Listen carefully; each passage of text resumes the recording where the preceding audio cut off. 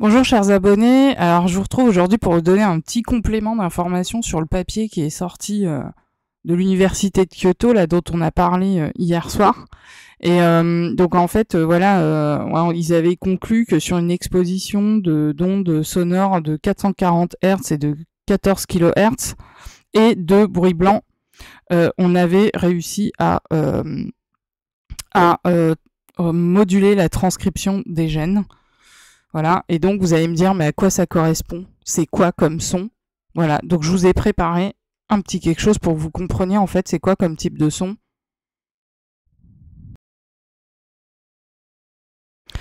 Donc vous allez entendre trois sons différents. Le premier va être le La à 440 Hz, d'accord?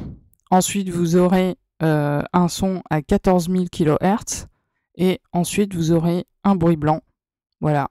Et vous allez voir en fait ce que ça donne et à quel point, si vous étiez exposé ça 24 heures d'affilée, qu'est-ce que ça vous ferait. Voilà, donc sachant que avec GG et les sons que j'obtiens, c'est des milliers de fréquences différentes. Voilà, et que bon, on essaie d'arranger ça pour que ça soit plus agréable à écouter.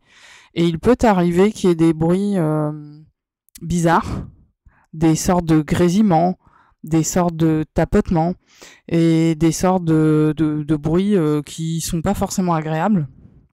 Mais ces sons-là, il faut savoir qu'ils sont tout à fait volontaires, parce que comme on est dans un travail de précision mathématique, forcément, voilà. Donc vous voyez là, on a dans les résultats la transcription des gènes. On a 42 et 145 gènes qui ont été identifiés soit après 2 heures, soit après 24 heures d'émission continue de ces sons-là, d'accord, et également des bruits blancs, l'impact que ça a eu sur la retranscription des gènes. Ça veut dire qu'on a eu des gènes qui soit ont été éteints, soit ont été amplifiés. Vous voyez, donc vous comprenez en fait l'importance de cette précision mathématique et du fait qu'il puisse y avoir des sons pas forcément agréables à entendre. Voilà, parce qu'une chère abonnée a soumis cette question aujourd'hui, de se dire mais pourquoi des fois on entend des petits sons bizarres, des petits bruits de fond? Oui, c'est tout à fait volontaire en fait, c'est pas, ce ne sont pas des anomalies dans l'enregistrement. Voilà, et que ça fait partie du processus, tout simplement. Donc voilà, je vais vous faire écouter pour que vous voyez concrètement ça correspond à quoi un La à 440 Hz. Donc sachant que le La à 440 Hz, c'est le La qu'on va avoir sur un clavier de piano, ça va être un La médium, voilà, plutôt médium. Et en ce qui concerne une clarinette en si bémol, par exemple, ça va correspondre aussi bémol en question, pardon. En fait c'est un La. Bon, on n'a qu'un demi-ton de différence, c'est pas énorme, mais et voilà. Donc sachant qu'avec voilà, Grabovoi, on a une étendue de sons qui sont extrêmement élevés. Alors bien que ça correspond pas tout à fait à ce qui est expliqué, parce qu'on pouvait répéter des sons un certain nombre de fois.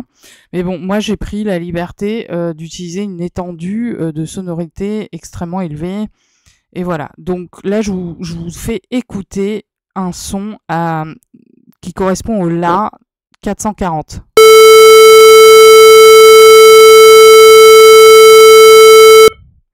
Et maintenant je vais vous faire écouter un son à 14 kHz.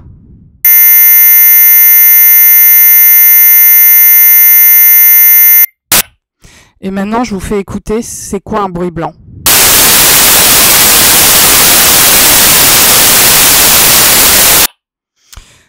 Alors, imaginez à l'état brut, si on faisait ça, est-ce que vous auriez envie d'écouter? Je crois pas. Moi non plus d'ailleurs. Hein. C'est pourquoi je me suis décarcassée à essayer de faire les choses autrement. Donc voilà un petit peu pour la petite idée de ce que ça représente. Hein, donc ces sons à l'état brut, et voilà. Pour ceux qui veulent consulter ce papier, pour les plus curieux, vous retrouverez le lien sur mon site internet, tout simplement. C'est au tout début de la page sur les pilotages sonores, et ça va être sur l'étude de Kumeta et al. De l'université de Kyoto. Donc c'est un papier récent, il date de 2025. Donc vous voyez, il y a de la recherche qui est faite, hein. Et il y en a aussi en France de la recherche qui est faite. Voilà. Mais bon, je trouvais que les résultats quand même étaient assez probants parce qu'ils ont pu, voilà, voir que il y avait eu des actions sur les gènes en question. Donc soit ils ont, voilà, ils ont réduit leur activité, soit ils l'ont augmenté. Voilà. Donc c'est plutôt intéressant de voir que la recherche avance dans ce sens-là et de plus en plus. Donc je vous invite à méditer là-dessus et puis à participer au prochain projet de pilotage sonore sur le tableau blanc que j'ai évoqué. Voilà. Donc merci encore pour votre soutien et votre écoute et votre attention. Je vous souhaite un très beau week-end. À très bientôt.